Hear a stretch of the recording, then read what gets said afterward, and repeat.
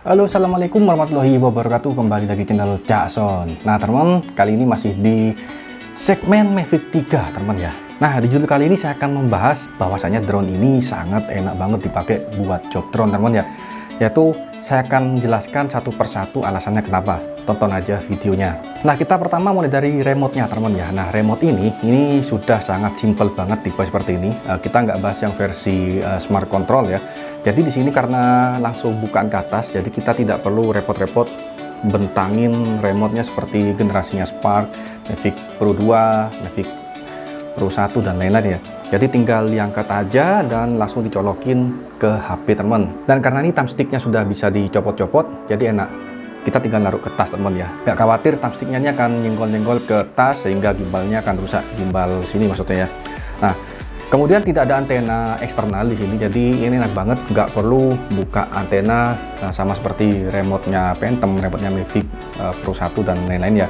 Jadi antenanya sudah di internal di sini teman, jadi enak dari segi remote enak.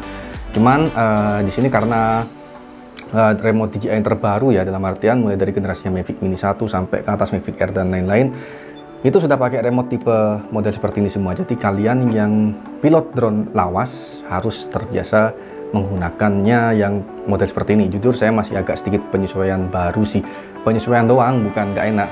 Lama-lama setelah saya sekitar 2 minggu lebih megang Mavic 3 ini sudah terbiasa teman ya, dan gambar sudah mulai enak, movement-nya. Oke, remote sudah kita bahas, dan enaknya lagi nih, lupa sebelum saya beralih ke drone-nya. Remote ini sudah pakai USB Type-C untuk pengecasannya. Jadi ketika kalian ketinggalan chargernya, kalian bisa ngecas pakai power bank atau bisa pakai charger HP, teman-teman ya. Oke, remote sudah selesai dan yuk langsung kita ke unit aircraft-nya, teman. Dan sekarang ini kita ke aircraft-nya. Yang pertama saya suka dari segi protektornya ya. Ini seperti yang sudah saya bahas di video sebelumnya tentang Mavic 3 juga. Protektor ini all in one ya, dalam artian dia melindungi gimbal dan juga dia bisa berfungsi sebagai pengikat propeller. Jadi ini propellernya agak mantuk-mantuk mana-mana teman. Masukin ke tas jadi aman, jadi nggak perlu beli hard case lagi. Tapi kalau biar lebih aman bisa kalian beli hard case-nya teman. Jadi maksud saya yang langsung sepaket tuh gini, all in one ya. Nih, gimbal terlindungi dan propeller rapi teman ya. Oke, kita buka teman ya. Ini sifatnya ada magnetnya ya. Nah ini ada magnetnya teman ya, jadi bisa lengket enak. Pluk. Nah nih, pluk. Nah oke. Nah kemudian gimbal ini, gimbal kameranya ya, ketika dia kondisi mati kita shutdown, ini langsung membeku ya, bukan membeku ibaratnya, langsung klik, dia langsung cetik keras gitu. Jadi enak. Dia dipakai moving, kita pindah lokasi, ini enak. Ini akan mengurangi resiko kabel fleksibel rusak ya, atau tergesek-gesek karena dia bergerak-gerak ketika kita pindah. Nah enak, jadi nggak perlu kita katakan pindah ke lokasi B yang cuma deket doang, kita matikan, nggak perlu pakai gimbal covernya, langsung pindah. Ini enak banget.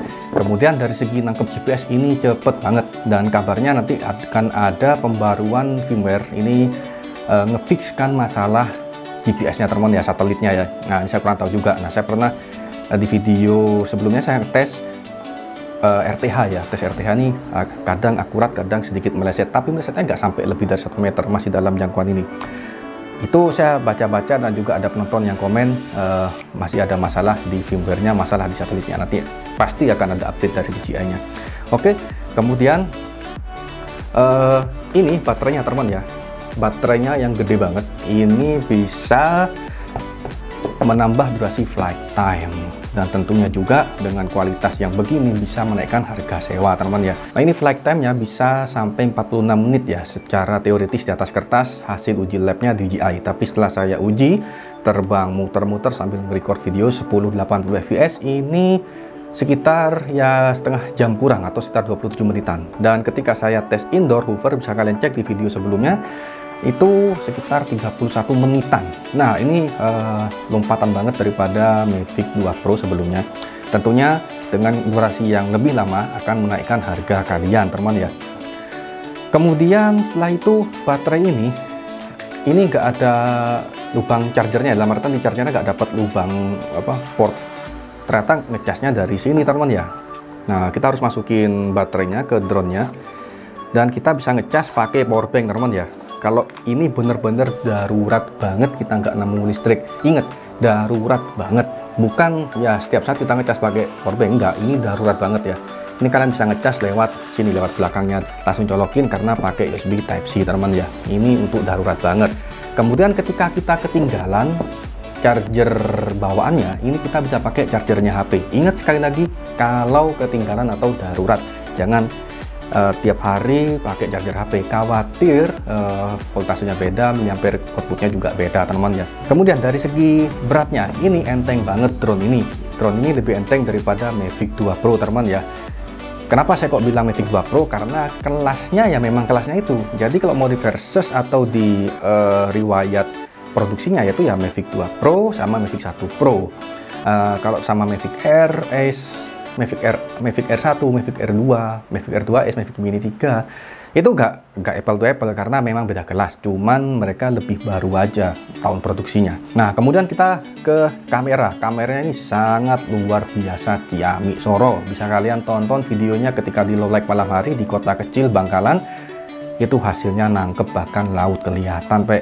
Yuh, bener-bener gendeng ibaratnya, wis yo, mantep bener ya. Intinya kita nggak usah bicara masalah kameranya, udah the best banget dengan sensor 4/3 teman ya. Wis nggak bisa dilawan lagi untuk saat ini ya. Memang drone yang komersil di harga 50 juta ke bawah yang bisa kalian dapatkan cuma Mavic 3 untuk yang kameranya setara mirrorless teman ya. Kemudian dibantu sama lensa zoomnya. Nah, ini lensa zoom, jadi kalian bisa ngezoom sampai 28 kali pembesaran. Di video saya sebelumnya, saya tuh pernah ngetes ngezoom mulai dari titik ini, pokok sampai ke titik sana tuh sekitar 15 kilo, itu kelihatan teman-teman. Dan dari kota Bangkalan ngezoom ke Gresik itu kelihatan. Mantap banget, pokoknya ini powerful banget. Dan fitur zoom ini sangat berfungsi buat ketika kita tidak bisa terlalu dekat dengan objek, untuk pengamatan visual yang observasi ya, bla bla bla, banyak banget. Ini kebantu banget sama lensa zoomnya teman-teman ya. Jadi zoomnya ini hybrid elektronik, pakai kamera utamanya sampai kalau nggak salah 4 kali pembesaran atau 7 kali, saya lupa. Pokoknya nanti kalian bisa tonton aja di video saya sebelumnya ya. Kemudian setelah lewat dari 7 kali itu baru lensa optik zoomnya. Caranya tekan function dan scroll up teman ya, scroll ke atas. Nah, ini mulai kelihatan Pulau Kalang Jamongnya. Ini masih hybrid. Nah, ini kita sudah pakai lensa zoom teman ya. By the way, sekitar informasi dari alun-alun ke Pulau Karangjamuang ini sekitar berapa ya? Pokoknya adalah 8 sampai 10 kilo. Nanti kita akan cek di Google Map lagi ya. Wah, kelihatan tuh Gus. Tapi sana kayak lagi hujan deh kayaknya deh. Sebenarnya sih kalau ke Karangjamuang. Jadi hybrid, ya pakai kamera utama dulu, tuh zoomnya digital. Kemudian setelah naik ke 7 kali zoom lebihnya itu baru pakai lensa optical zoomnya teman ya. Nah, mungkin kalian pernah nonton video saya yang kemarin yang job drone pakai Mavic 3, itu di situ ada Gowes ya, salah satu dinas instansi dari Jawa Timur. Itu Gowes tuh kalian kan mobile banget, pindah lokasi lainnya, pindah ke lokasi lainnya, bla bla bla. Ini sangat kebantu banget pakai Mavic 3 Pro, yaitu satu, remote-nya ini saya nggak perlu bongkar pasang lagi, cukup buka ininya doang, apa namanya ini, thumbsticknya, masukin ke tas. Dan Mavic 3 Pro nya ini cuman ini, cepet banget lah pokoknya, seret, masukin ke sini, nggak perlu ribet baling-balingnya mencolot keluar, kemudian hidupin, dan GPS-nya cepet banget nangkepnya. Dan saya di dalam ruangan studio ini aja ketika terbang indoor dapet loh 4 atau 7 kemarin tuh, keren. Dan GPS-nya pun sudah 3 ya, 3 GPS itu GPS, GLONASS sama Baidou, keren banget intinya.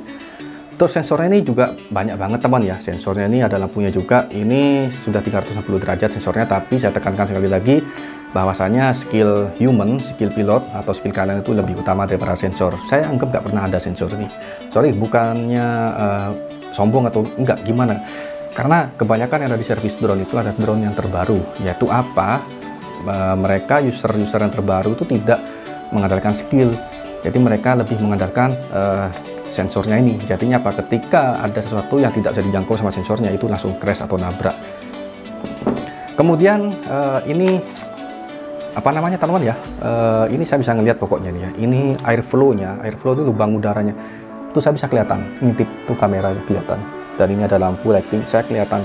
Jadi lubangnya ini gede banget dan kipasnya ada di mana-mana. Makanya kenapa ketika saya pernah ngetes baterai sampai habis ya, itu gak panas, baterainya cuman anget banget teman ya, keren kan. Jadi ini sudah minim banget untuk overheat teman ya, dan tentunya ketika minim overheat board port di dalamnya pun juga akan awet, dan kabel fleksibel pun insya Allah juga akan lebih awet. Dan yang terakhir teman ya, ini baterainya sudah pakai Li-ion polymer. You know, Li-ion polymer ini kalau kalian mungkin tahu baterainya HP atau baterai laptop nih, ini kalau kita tekan ini ada kembung-kembungnya teman ya. Nah, baterai dengan teknologi ini sangat minimalisir banget untuk potensi kembung teman ya. Tapi tetap ketika kalian nggak dipakai ya dikosongi sampai sekitar 40-60% ya. Ketika nggak dipakai ya, ketika kalian nggak dipakai, pokoknya ketika kalian ngecas dan nggak dipakai dalam waktu lama sekitar 1 minggu lebih atau 2 minggu lebih, itu usahakan baterainya sekitar 40-70% lah kurang lebih ya, agar tidak kembung, tidak terlalu lama menyimpan sel. Kemudian ketika kalian menyimpan dalam waktu yang lama tidak dipakai, jangan disimpan di bawah 30% agar tidak kelok. Jadi intinya baterai ini sangat oke banget ya, 4 sel 5000 mAh dan pakai Li-ion polymer. Ini sangat minimalisir banget untuk kembung. Oke, mungkin cukup sampai sini dulu teman ya, saya rasa sudah cukup. Intinya 90% saya sangat suka sama Mavic 3 ini. Nah, 10%-nya apa? Yaitu dia sementara ini masih belum bisa untuk pakai mapping. Nah, kita akan menunggu dari DJI untuk segera kompatibel sama Pix 4D. Ada sih bisa pakai aplikasi mapping lainnya, cuman berbayar. Nah, kalau yang buat gratisan kalian bisa pakai Pix 4D, tapi masih belum masuk ke database-nya sana. Masih belum kompatibel sih. Oke, mungkin cukup sampai sini dulu. Kita jumpa lagi di video berikutnya. Assalamualaikum warahmatullahi wabarakatuh.